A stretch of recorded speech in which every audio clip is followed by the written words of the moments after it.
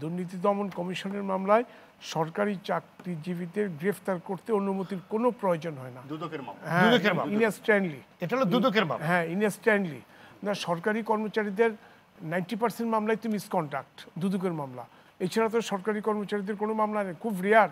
হয়তো কোনো এসির কাছে একটা ফেন্সিডিল পাওয়া গেছে, হয়তো কোনো নারী নির্যাতন হয়েছে।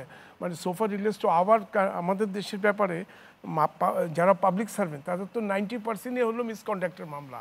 পাবলিক সার্ভেন্ট হিসেবে অ্যাবিউজ অফ পাওয়ার করছে। এটা একটা আইন করেছিল 2013 সালে। আপনাদের কাছে কতগুলো মামলা এখনো পেন্ডিং আছে? অনেকগুলো মামলা পেন্ডিং। অনেক সরকারি কর্মচারী কনভিক্টেড হয়েছে, তার কনভিকশন অ্যাফার্ম হয়েছে হাইকোর্ট অ্যাপিলেট ডিভিশন পর্যন্ত। বেশিরভাগই কি এগুলো নারী নির্যাতন কিংবা না, নারী নির্যাতন আমরা করতে পারি না। নারী নির্যাতনের মামলা দুদক মামলা করতে পারে না। দুদক শুধু করতে পারে misconduct, sofa relates to public service concern এবং ওনার ঘুষ।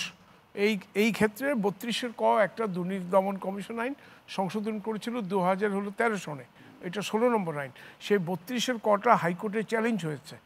মঞ্জিল মোর্শেদ আমাদের পিআই যিনি করেন, ওইটা 32-এর ক বাতিল করে দিয়েছেন এবং সরকার ওইটা আপিল করেননি।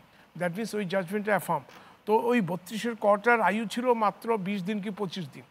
হ্যাঁ, কাজেই ওই সময় সরল মনে, হ্যাঁ সরল মনে করে। হ্যাঁ, তো কাজেই সরকারি কর্মচারীদের দুদকের মামলায় যত বড় অফিসারই হোক, ও কোনো পারমিশন লাগে না। ইনস্ট্যান্ট দুদক চাইলে কগনিজেবল অফেন্স অ্যারেস্ট করতে পারে। আর নেক্সটে আপনার প্রশ্নের রিপ্লাইতে আসি। ওই ছাগলকাণ্ডের মতিউর, দেখুন মতিউর মধ্যে 4টা না 3টা অনুসন্ধান ছিল, তদন্ত না। অনুসন্ধান হলো প্রাইমে ফেসি যদি কারোর বিরুদ্ধে কোনো অভিযোগ আসে, যে কোনো ব্যক্তি যদি দুদকে অভিযোগ দেয়, ইভেন কি আননোন একটা সিগনেটরিস্ট, তাহলে সেটা যদি দুদক যদি মনে করে তার এখতিয়ারের মধ্যে আছে, তখন উনি একটা অনুসন্ধানের ফাইল খোলে। অনেকগুলি অনুসন্ধান ক্যাপটিভদের রেকর্ড হয়, অনেকগুলি অনুসন্ধান পেন্ডিং থাকে বিকজ অফ আমি যদি ডেটা যেগুলি কালেকশন করে সেগুলি পর্যাপ্ত পরিমাণ পাওয়া না যায়। আপনি অনুসন্ধান শেষ করতে পর্যাপ্ত ডেটা লাগবে, কারণ এই অনুসন্ধান রিপোর্টটা subject to verification by the commission.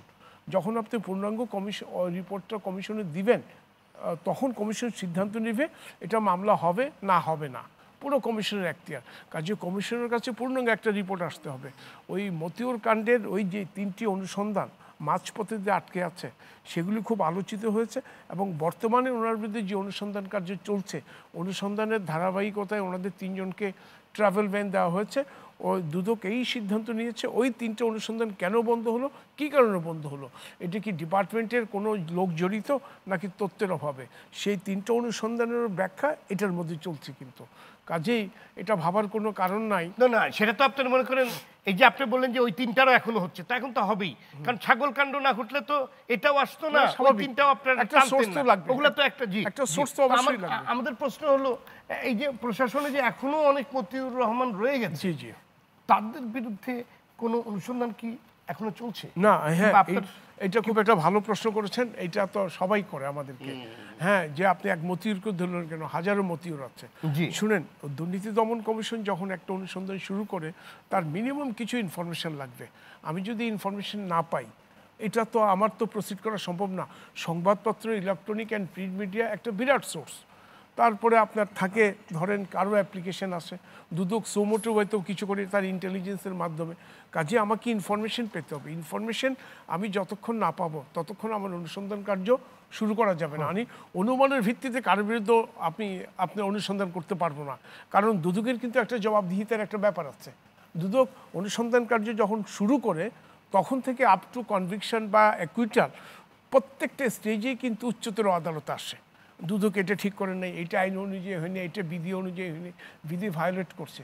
কাজে আমাকে যখন না, আমাদের প্রশ্ন হলো এই যে মঞ্জির আহমেদ যখন আপনি সেরা করদাতা হলো, বোট ক্লাবের সভাপতি হলো, এবং তিনি মানে উনি 650 বিঘা জমি কিনেছেন, এটা তো মনে করেন এটা তো আর লুকিয়ে করতে পারেনি। 650 বিঘা জমি না, বোট ক্লাবের প্রেসিডেন্টরা পাবলিকলি আসছে।